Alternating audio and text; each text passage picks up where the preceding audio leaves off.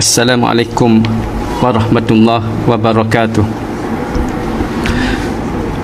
Alhamdulillahilladzi arsala rasulahu bil huda wa dinil haqq yuzhirahu 'ala ad-dini kullihi walau karihal musyrikun.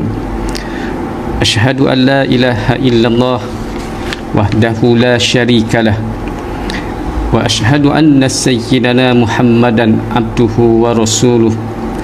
Allahumma salli wa sallim wa barik ala Muhammad wa ala alihi wa ashabihi rasulillahi ajma'in.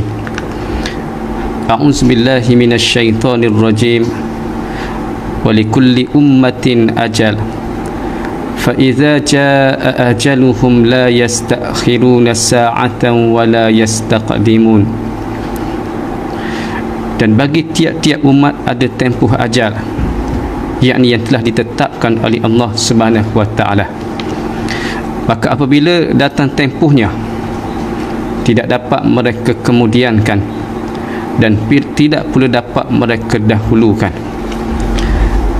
Yang saya hormati lagi saya kasihi pegawai Takmir Al-Fadil Ustaz Luqman bin Ibrahim, yang saya kasihi Al-Fadil Ustaz Hakim PPMD Dungung selaku pegawai Takmir di Pejabat Agama Daerah Dungung, yang sentiasa berusaha dan menggerakkan guru-guru takmir supaya menyampaikan dakwah melalui kelas di talian.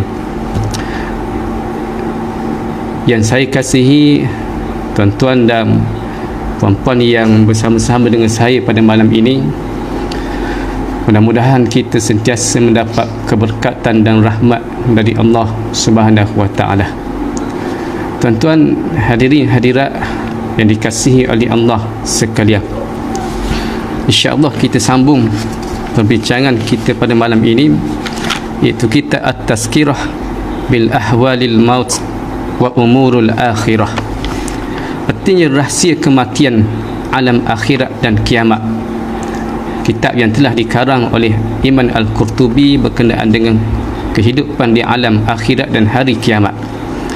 Tuan-tuan dan puan-puan yang dikasihi oleh Allah sekalian, kalau kita melihat kitab ini, sebelum ini kita membicarakan tentang larangan mahukan kematian kerana penderitaan dan kesusahan hidup.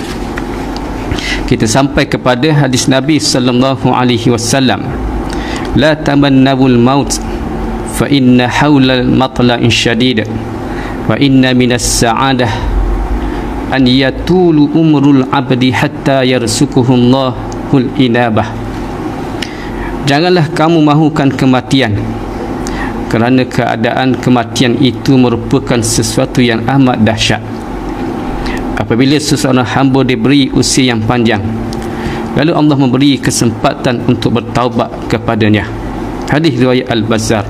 Jadi dalam hadis ini dapat kita lihat kesinambungan daripada apa yang kita bincangkan sebelum daripada ini, iaitu dalam hal berkaitan larangan mahukan kematian kerana penderitaan dan kesusahan hidup.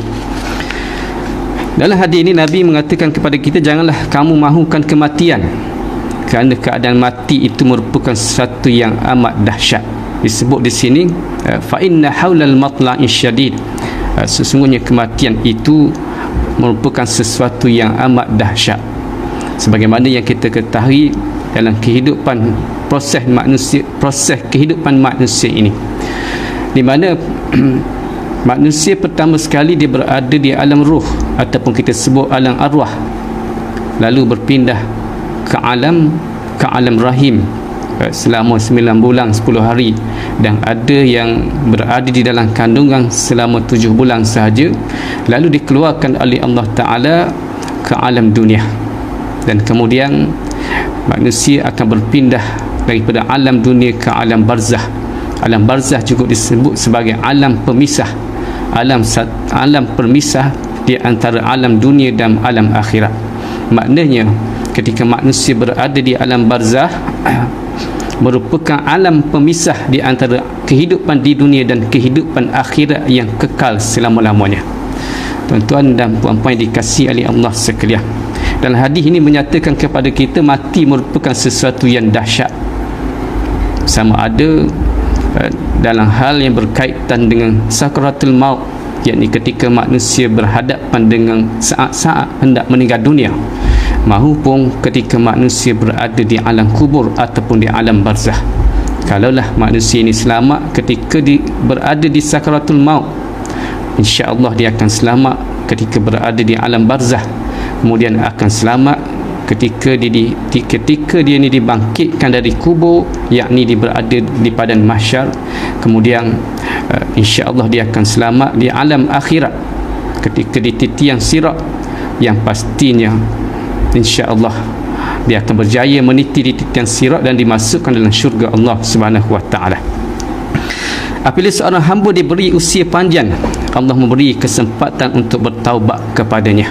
Kalau kita lihat tuan-tuan dan puan-puan sekalian, ada yang kita ketemui, kita jumpa di awal usia dia, yakni ketika dia ni zaman muda-muda dahulu, dia banyak melakukan dosa, banyak melakukan maksiat, maka di penghujung Allah memberi hidayah kepada mereka ini, lalu mereka ini mendekatkan diri dengan Allah Ta'ala yang tidak dijangka-jangka, tidak disangka-sangka. Bila mana kita melihat ketika waktu muda banyak mengerjakan dosa, banyak mengerjakan maksiat, lalu Allah memberi hidayah yang akhirnya dimasukkan ke dalam syurga Allah, mati dalam keadaan bihusnul khatimah.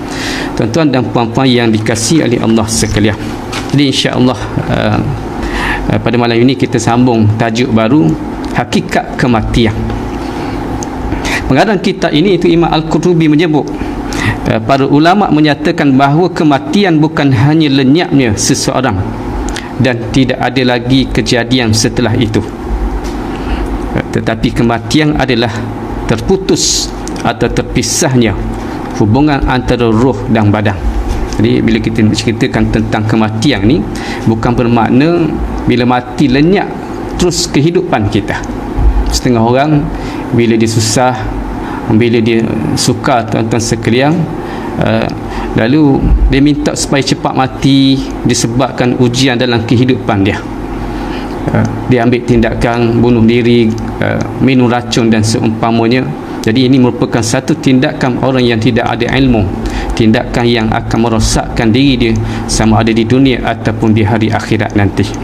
Maka dalam Islam kita kena faham bahawa mati ini bukan makna lenyapnya seseorang dan tidak akan ada lagi kejadian selepas itu, tetapi kematian adalah terputus atau terpisahnya hubungan antara ruh dengan badan.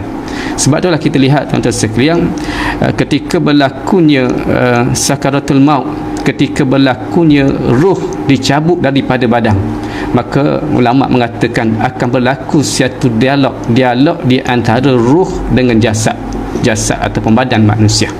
Sebagaimana yang kita ketahui, sesungguhnya ruh ini ditarik daripada kaki terlebih dahulu. Jadi dalam proses ruh itu ditarik daripada hujung kaki, kemudian dia akan naik ke atas melalui sendi bahagian kaki di bawah, naik ke betis, naik ke lutut, hinggalah kepada peha, kemudian kepada pinggang. Selepas daripada pinggang dia akan naik ke atas hinggalah sampai ke paras dada, kemudian last sekali sampai ke halqam, dan ketika itulah pintu taubat akan terbuka ketika nyawa sampai ke halqam.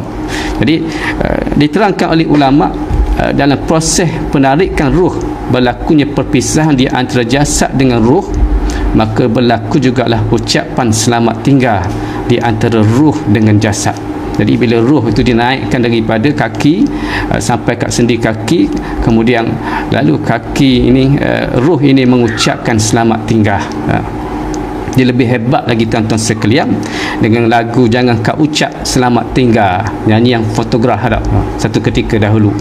Jangan kau ucap selamat tinggal, itu kisah orang muda-muda, kisah percintaan. Tapi kalaulah kita mengetahui bagaimana berlakunya salam selamat tinggal di antara jasad dan ruh, maka orang yang hidup kalaulah dapat mendengar ketika itu, nescaya dia berada dalam keadaan sedih, sebagai lebih sedih daripada berlakunya perpisahan di antara seorang anak dengan seorang ibu ketika mana anak tadi itu pulang ke kampung, kemudian nak balik kembali ke tempat kerja dia ataupun ke tempat di mana dia mencari rezeki. Kadang-kadang kita lihat berlaku hari raya tuan-tuan sekalian. Hari raya bila mana anak balik ke kampung, lalu ibu bapa ataupun itu terlampau gembira, dan dia akan sedih pula bila mana anak tadi itu pulang kembali ke tempat bertugas, ke tempat kerja. Kalaulah kita mengetahui salam selamat tinggal ni berlaku di antara jasad dengan roh, nescaya kita akan menghayati tentang bagaimana sukanya berlaku perpisahan di antara jasad dan roh. Dan bila mana roh ni dicabut hinggalah naik ke ubung-ubung, kemudian roh ini mengucapkan selamat tinggal kepada roh, kepada jasad, kepada jasad, dan di antara pesanan roh terhadap jasad, mudah-mudahan kita akan bertemu di padang mahsyar nanti, di yaumil mahsyar, ketika Allah membentangkan amalan masing-masing, dan ketika itu Allah Ta'ala telah kunci pendengaran penglihatan yang biasa kita dengar tuan-tuan sekalian. Al-yawma nakhtimu ala afwahihim wa tukallimuna aydihim wa tashhadu arjuluhum bima kanu yaksibun. Pada hari itu di mana dikunci segala kata-kata atau mulut manusia, dan seluruh anggota pendengaran tubuh badan kita akan menjadi saksi di hadapan Allah Subhanahu Wa Taala.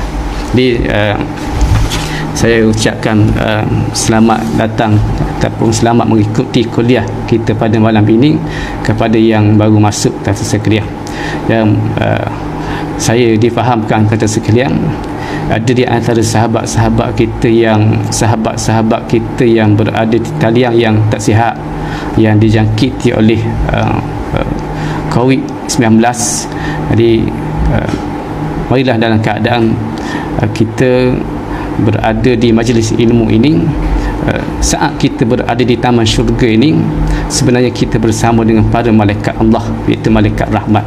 Jadi kita sama-sama doa kepada sahabat-sahabat kita, kawan-kawan kita yang dijangkiti oleh COVID-19. Mudah-mudahan yang pertama sekali tuan-tuan sekalian, yang kita nak supaya Allah Ta'ala kurniakan kekuatan dan ketabahan dalam hati dia, bahawasanya sakit musibah ni hakikatnya adalah datang daripada Allah Subhanahu Wa Ta'ala. Sebagaimana yang kita bincang sebelum ini, musibah ini yang pertama sekali nak meningkatkan iman kita, yang kedua nak mengkafarahkan dosa-dosa kita, dan ada baiknya kalau walaupun kita melihat musibah ini satu perkara yang menyakitkan, tapi hakikatnya adalah satu perkara yang baik kepada kita dari Allah Subhanahu Wa Taala. Jadi dalam keadaan kita berada di tempat yang penuh berkat dan sesuatu yang penuh berkat, kita doakan sahabat kita supaya Allah beri kekuatan ketabahan hati dia untuk melalui hari-hari dalam keadaan dia diuji oleh Allah Ta'ala dengan penyakit. Yang kedua, kita mohon kepada Allah Ta'ala supaya Allah Ta'ala menyembuhkan penyakitnya, dan mudah-mudahan sebagaimana yang kita baca, bismillahillazi la yadurru ma'asmihi syai'un fil ard wala fis sama' wa huwas sami'ul alim, dengan nama Allah yang tidak dimudaratkan oleh sesuatu pun apa yang ada di langit dan di bumi, dan dialah Tuhan yang maha mendengar lagi maha mengetahui. Jadi mudah-mudahan walaupun dia dijangkiti oleh COVID tadi itu tidak boleh memudaratkan dengan izin Allah Subhanahu Wa Taala. Hadirin hadirat yang dikasihi oleh Allah sekalian, jadi minta maaf lah tuan-tuan sekalian, ada antara saya yang tak dapat sebut. Saya hanya dapat sebut di sini orang yang komen tuan-tuan sekalian, antara Zulkifli Mahmud, Hajas Tawa sama menonton, dan sahabat lama saya ketika saya bertugas di Batin 9 tahun 96-97.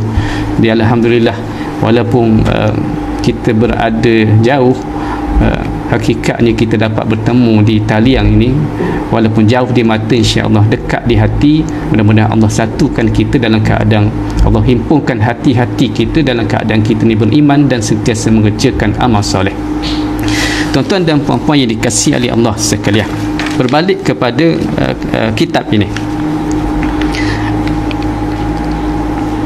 Tetapi kematian adalah terputus atau terpisahnya hubungan antara ruh dengan badan, bertukar ataupun berpindahnya satu keadaan ke keadaan yang lain, satu tempat ke tempat yang lain, dan ia yakni kematian adalah satu musibah yang paling besar. Jadi kita kena ingat bahawa kematian ini merupakan musibah yang sangat besar terhadap manusia. Oleh kerana itu, jangan kita pandang mati itu adalah perkara yang mudah. Jangan kita pandang mati itu merupakan perkara yang kecil, kecuali orang yang telah bersedia untuk berhadapan dengan kematian. Kalau kita lihat di antara para nabi, para anbiya, para rasul, orang alim, orang soleh, salafus soleh, timbul dalam hati dia disebabkan kerinduan kepada Allah Ta'ala, lalu dia inginkan kematian, yakni ingin bertemu dengan Allah Subhanahu Wa Ta'ala. Kalau kita baca dalam kisah tentang sekalian, bagaimana Nabi Allah Ibrahim alaihissalam didatangi oleh malaikat Israel. Lalu malaikat Israel datang bertemu dengan Nabi Ibrahim alaihissalam dan mengatakan bahawa dia hendak mengambil nyawa Nabi Allah Ibrahim alaihissalam. Maka apa jawab Nabi Ibrahim? Sesungguhnya aku ini merupakan Khalilullah, yakni kekasih Allah. Jadi bila aku ni kekasih Allah, aku tidak perlukan kepada engkau wahai malaikat untuk mengambil nyawaku, tetapi aku perlukan Allah sendiri yang perintahkan supaya datang mengambil nyawaku. Maka malaikat tak jadi ambil nyawa Nabi Ibrahim alaihissalam. Maka malaikat Israel telah menghadap Allah Ta'ala, mengatakan antara ucapan Nabi Ibrahim alaihissalam, Nabi Ibrahim tak nak nyawa dia diambil oleh malaikat, tetapi dia mahu nyawa dia diambil oleh Allah Subhanahu Wa Ta'ala. Maka Allah menyatakan pada malaikat Israel, sampaikanlah salamku kepada Nabi Allah Ibrahim alaihissalam di atas nama kekasih. Maka dipendekkan cerita, malaikat Israel pergi bertemu dengan Nabi Ibrahim alaihissalam, mengatakan sang kekasih yakni Allah Ta'ala mahu nyawa dia diambil. Maka selepas daripada itu, Nabi Ibrahim izinkan nyawa dia diambil oleh malaikat Israel alaihissalam atas dasar untuk bertemu dengan Allah yang dianggap sebagai kekasihnya. Jadi kalau kita lihat tuan-tuan sekalian, ini kita sebut iman para nabi, para anbiya. Dia ingin bertemu dengan Allah Ta'ala di atas dasar kasih dia kepada Allah Subhanahu Wa Ta'ala. Berbalik dengan manusia ataupun orang biasa, bila sebut kematian sesuatu yang menakutkan, yang mengerikan, yang membencikan dia, disebabkan apa? Salah satu disebabkan kerana dosa maksiat dia. Jadi ini seolah-olah nampak pertembungan, tetapi hakikatnya tidak ada pertembungan. Maksud saya di sini, mati merupakan musibah yang paling besar, supaya kita sentiasa membuat persiapan untuk berhadapan dengan kematian. Dalam masa yang sama, bagi orang yang beriman, yang rindu untuk bertemu dengan Allah Ta'ala, maka dia tidak takut kepada kematian atas dasar untuk bertemu dengan kekasih. Persoalannya, kalau kita tanya pada diri kita, bagaimanakah bila ditanya kepada kita malam ini, andai kata diberi peluang kita nak mati, adakah kita nak mati, diberi peluang untuk mati, adakah kita nak mati ataupun kita tidak mahu mati? Barangkali termasuk saya tuan-tuan sekalian, bila sebut andai kata nyawa kita hendak dicabut pada malam ini, kita minta supaya ditangguhkan, disebabkan bekal ataupun persiapan kita tidak banyak, seperti mana para anbiya, para nabi dan para ulama yang sentiasa merindukan Allah Subhanahu Wa Ta'ala. Tuan-tuan dan puan-puan yang dikasihi oleh Allah sekalian, di akhir zaman ini semakin kurang atau amat sedikit dari kalangan manusia bercakap tentang kematian, tentang alam barzah, dan seterusnya adalah hari mahsyar. Kalau kita duduk tuan-tuan sekalian bersama dengan sahabat-sahabat kita, duduk kedai kopi ke, kebiasaan sahabat kita ni suka cerita hal-hal yang berkaitan dengan keduniaan, cerita hal bola, cerita hal ni. Kalau cerita hal mati barangkali tak masuk cerita. Jadi tengah orang rancak cerita hal bola, kita pun cerita tentang mati, pasti lepas tu tak boleh masuk guru orang ni. Jadi tajuk tu tidak disukai oleh kebanyakan orang ramai. Sebab itulah disebut di sini, sedikit dari kalangan manusia bercakap tentang kematian, tentang alam barzah dan seterusnya hari mahsyar, kerana manusia sedang membangun dunianya. Ini sifat manusia, di mana dia suka membangun dunianya, membangunkan kerjaya dia, membangunkan kehidupan dia, dia mengejar kekayaan, perniagaan umurnya, membangun daripada sudut anak-anak pinak ni dan seumpamanya. Kebanyakan mereka dilalaikan oleh kesenangan, keindahan dan kelazatan dunia yang sementara ini. Sesungguhnya mereka yang memburu kesenangan duniawi ini bagaikan memburu bayang yang bergerak. Jadi ini adalah perumpamaan kita sebut. Orang yang memburu kesenangan duniawi, kemewahan duniawi, umpama memburu bayang yang bergerak, sehinggalah kehabisan umur dan kematian pun tiba. Mereka terkejut besar apabila malaikat maut datang dengan mengejut mencabut nyawanya, kerana tiada sebarang persiapan atau bekalan untuk menghadapi suatu perjalanan hidup ini. Sebab itu dalam hal ini, di mana Imam Al-Qurtubi menyebut, para ulama berkata ada lagi perkara yang lebih dahsyat dalam kehidupan manusia, dalam kita menceritakan tentang kematian, iaitu lalai dalam menghadapi kematian. Ini kita sebut di antara kedahsyatan manusia yang sifatnya biasa lalai dalam menghadapi kematian, yakni dalam membuat persiapan untuk menghadapi mati.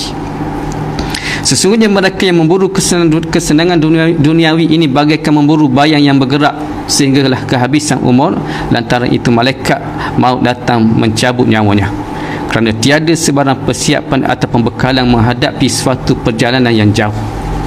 Baik, itulah Sayyidina Ali karramallahu wajhah pernah berkata bahawa manusia itu tidur lena, apabila kematian tiba baru dia terjaga dari tidurnya. Demikianlah orang yang tidak mengingati mati, sentiasa dalam lalai, atau bagaikan orang yang tertidur lena, dia akan terkejut ketika kematian tiba secara mendadak. Ini sifat manusia disebut oleh Sayyidina Ali karramallahu wajhah.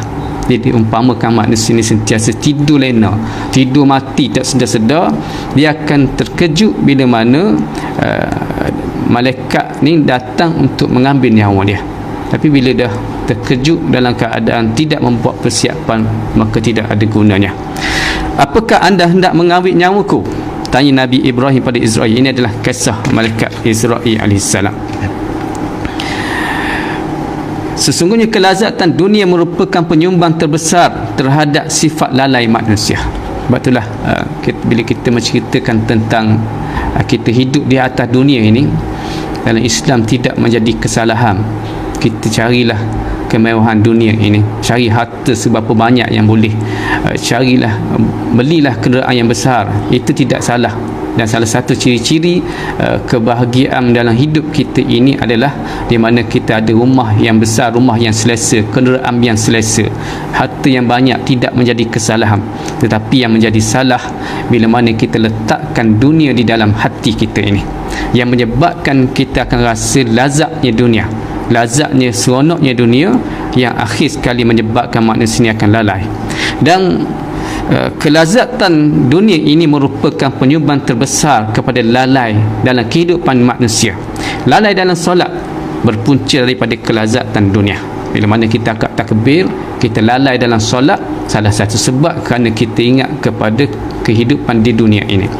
Dan manusia sedang diulik oleh kesenangan dan kelazatan dunia, pasti tidak kepingin didatangi maut, kerana baginya maut adalah noktah kepada kesenangan yang sedang dikecapi di dunia ini. Jadi biasanya orang yang hati ini telah terpalik dengan kelazatan dunia, kehidupan dunia, pasti dia tidak akan mahu mati. Bila sebut mati saja, satu perkara yang menyakitkan hati dia, yang menyebabkan hati dia tidak akan jadi bahagia. Bahkan dalam Islam, tuan-tuan sekalian, sebaliknya, orang yang ingat kepada mati sebenarnya, kalau dia hidup atas dunia, dia akan cari lagi dunia untuk kemewahan dunia, dalam masa yang sama dia akan infakkan kemewahan dunia, gunakan dunia itu menjadi jambatan kepada akhirat. Terima kasih Tuan Rizam, jauh dari Bukit Aman tak? Kalau saya nampak pada malam ini, ada yang dari Perlis pun ada, dari Sabah pun ada, dari Kelantan ada, Pahang ada, dari utara. Yang saya tak nampak tu, saya tak maaf lah tuan sekalian, daripada Melaka. Saja Ambrah ni kalau tengok awal lagi lapor diri sebab dia wajib hadir. Okey, balik kepada perbincangan kita ini. Kematian menyebabkan dia rugi besar. Segala kekayaan dan pangkat kebesaran akan berakhir secara mendadak. isteri atau suami disayangi terpaksa ditinggalkan. Kemewahan yang melazatkan hidup akan berpindah milik kepada para waris. Orang akan bersenang lenang mendapat harta pusaka, tetapi dia kesepian di dalam kubur. Ini yang kita sebut rugi besar. Jadi dikatakan oleh ulama bahawa orang yang sentiasa mengejar kesenangan dunia sehinggalah tak di dunia itu terlekat pada hati dia, dia ini adalah sangat rugi besar.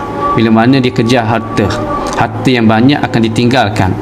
Dia kejar kemewahan dunia akan ditinggalkan, bahkan anak isterinya akan ditinggalkan. Oleh kerana itu, tuan-tuan sekalian, bila sahaja dia ditinggalkan, dia masuk dalam kubur, dia akan kesepian, keseorangan. Maka harta dia akan menjadi milik orang hidup. Ada kemungkinan isterinya juga akan menjadi milik orang, anak dia juga akan menjadi anak yatim, dan ada kemungkinan wal-iyazubillah dengan kekayaan yang ditinggalkan tadi bukan atas dasar iman, maka harta tadi menjadi asbab kepada dia akan diazab, disiksa di dalam kubur. Menceritakan tentang kematian, tuan-tuan sekalian, lalu saya sebut di dalam kuliah saya, antara perkara yang kadang-kadang kita ni terlepas pandang. Seorang isteri bila kematian suami, automatik akan bermulalah iddah, tuan-tuan sekalian. Maka di antara iddah, dalam tempoh iddah ini, balu atau isteri pada si mati tadi, antara perkara yang pertama dia tidak boleh lakukan, dia tidak boleh bersolek. Kalau dia pakai barang kemas, hendaklah ditanggalkan barang kemas, bukan buang. Kalau orang Terengganu istilah buang. Buang ni maksud dia tanggal ataupun simpan lah. Kemudian kalau kita nak melihat antara isteri yang solehah ataupun tidak solehah bila mana kematian suaminya, adakah isteri tadi itu akan mengiringi jenazah suami dia ke kubur? Maka dalam hal ini ulama berpendapat bila mana isteri yang kematian suami dalam iddah, maka tidak harus baginya menghantar jenazah suaminya ke tanah perkuburan, kecuali atas sebab-sebab yang tidak dapat dielakkan. Antaranya bila suami dia meninggal, tak ada orang untuk uruskan jenazah, tinggal isteri sahaja, maka ketika ini isteri harus bawa jenazah suami dia ke tanah perkuburan. Tapi kalaulah ada orang lain, maka hendaklah isteri tadi itu membadai tinggal di rumah. Maka dilepaskan jenazah suami dia tadi itu hanya sekadar dia berada di rumah. Janganlah dia iringi jenazah sampai ke tanah perkuburan. Kerana ada ulama berpendapat dalam tempoh iddah ini, isteri ini tidak boleh keluar daripada rumah atas sebab-sebab yang, kecuali atas sebab-sebab yang tertentu.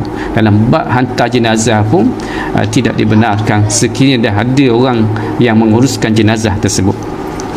Oleh kerana kehidupan selepas mati ibarat suatu perjalanan yang jauh yang memakan masa yang lama.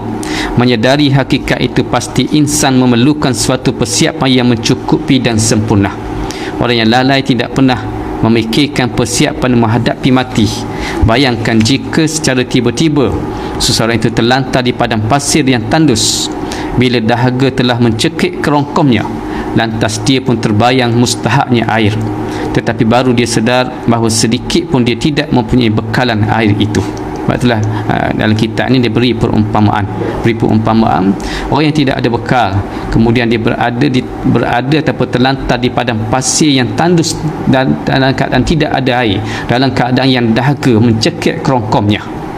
Maka bila dia dapati tidak ada bekal, tidak ada air untuk diminum menghilangkan hausnya.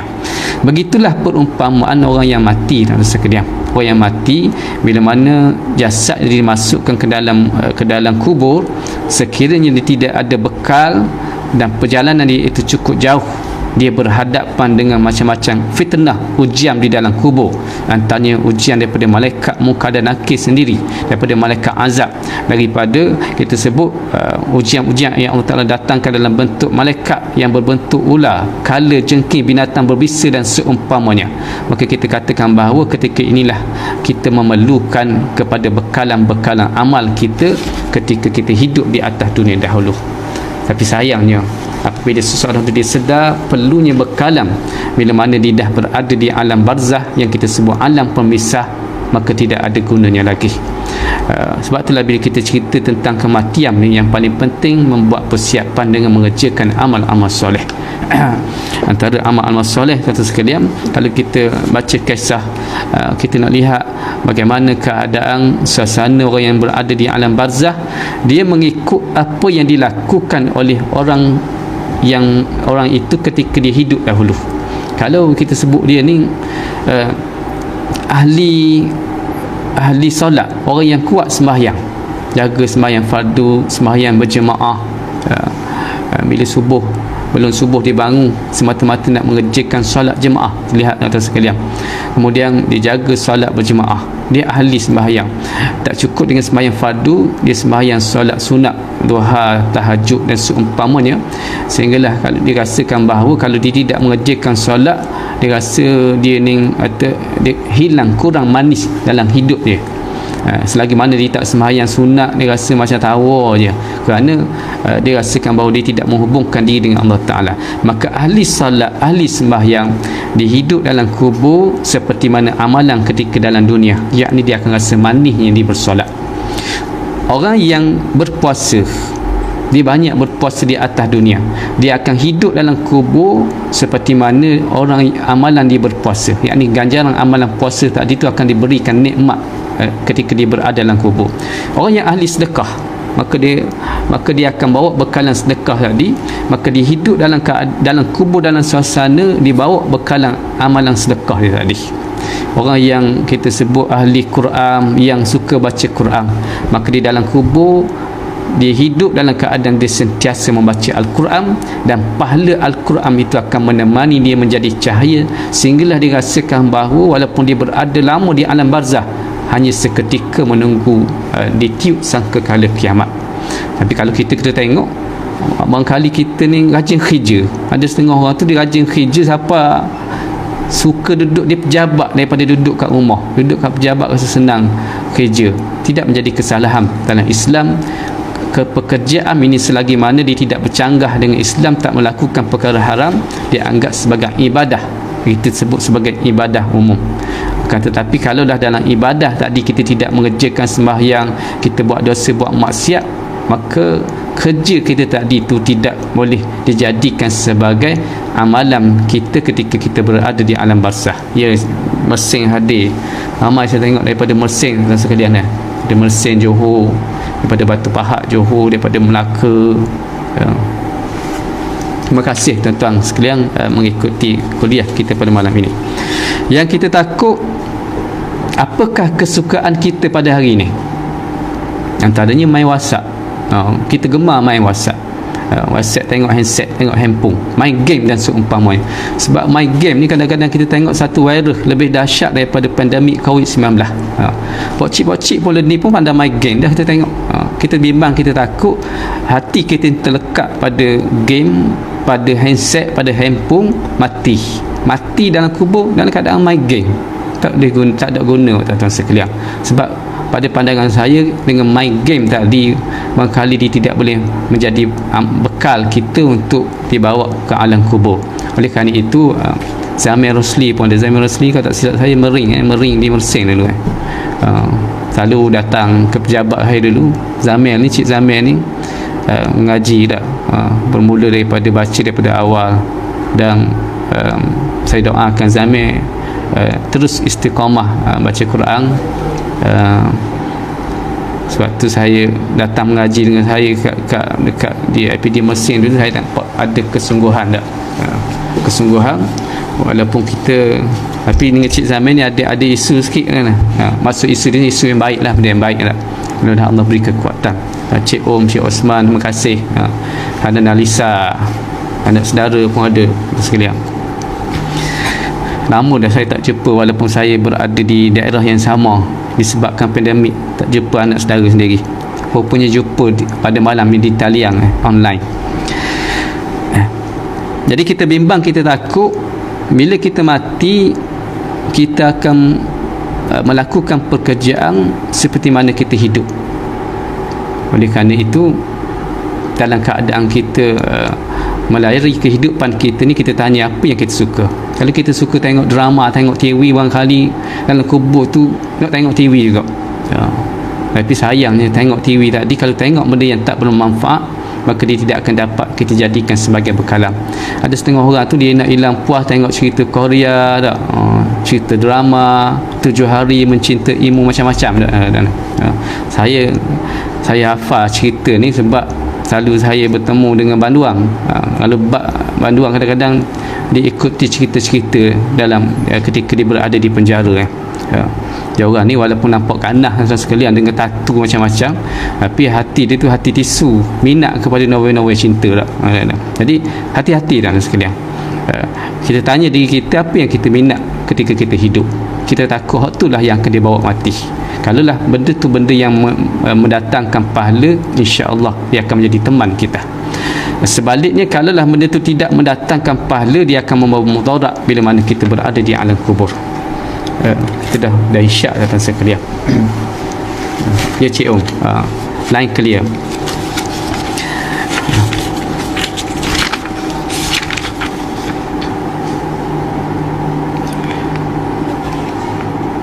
Orang sering bercakap tentang rakan ataupun sahabat mereka yang telah kembali menyahut seruan ilahi.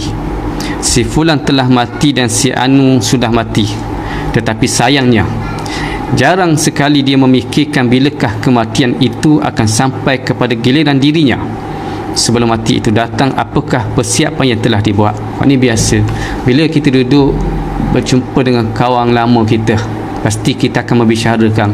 Kalau kita bertemu dengan kawan-kawan sekolah kita ketika sekolah rendah, sekolah menengah, ketika kawan sepekerjaan kita, kawan sepengajian kita di institut pengajian tinggi dan seumpamanya, pasti bila kita berada di umur 40 tahun, 50 tahun, 60 tahun ini, kita selalu membicarakan sahabat-sahabat kita, kawan-kawan kita, lepas orang meninggal. Tapi jarang orang memikirkan bilakah giliran dia dan apakah persiapan sebelum datangnya kematian. Justru mati itu adalah satu peringatan yang berguna kepada manusia. Hendaklah kita sentiasa mengingati mati dalam erti kata sentiasa membuat persiapan, kerana mati ini akan datang secara tiba-tiba. Kullu nafsin za'iqatul maut, tiap-tiap yang hidup akan menemui mati, akan menemui kematian. Jadi tuan-tuan sekalian, insya-Allah kita bertemu lagi di lain hari dalam kita membicarakan kitab ini. Sudah dah panjang dah pada malam ini. Saya ucapkan terima kasih kepada tuan-tuan dan puan-puan sekalian yang sudi bersama dengan saya pada malam ini. Mudah-mudahan Allah memberkati pertemuan kita pada malam ini dan Allah sentiasa memberi hidayah agar kita sentiasa membuat persiapan, mencari seberapa banyak bekal untuk kita kembali ke alam barzah, kemudian bertemu dengan Allah Subhanahu Wa Taala. Saya cadang malam ini saya nak cerita tentang tanda-tanda kematian yang baik, sebagaimana yang saya bincang sebelum ini tak sempat juga. InsyaAllah kita bertemu lagi tuan-tuan sekalian. Terima kasih kepada Nawi Kelantan daripada Temeloh dan tuan-tuan yang saya tak nampak pada malam ini. Mudah-mudahan Allah memberkati kita dan meningkatkan iman kita. Sebagai mengakhiri kuliah kita pada malam ini, marilah sama-sama kita merenung satu mutiara kata. Lambat laun kamu akan sedar bahawa orang yang mampu menggembirakan kamu sebenarnya adalah diri kamu sendiri. Ini kita sebut hakikat kehidupan kita. Siapa yang mampu menggembirakan kita? Kalau saya nak cerita panjang, saya baca satu kisah bagaimana seorang perempuan, satu artikel mengisahkan seorang perempuan yang cantik, yang Allah Ta'ala kurniakan kecantikan. Kemudian dia ni ketika dia ni waktu remaja, belum berkahwin, dia mempunyai ramai peminat. Selepas itu dia berkahwin. Selepas dia berkahwin, suami dia sangat sayang kepada dia. Dan saya pendekkan cerita, suami dia meninggal, dan lama kelamaan usia dia ni telah meningkat, yang menyebabkan dia ni tidak menjadi kebanggaan kepada orang lain atas sebab kecantikan, kerana usia yang telah meningkat yang menyebabkan wajah dia tidak lagi cantik.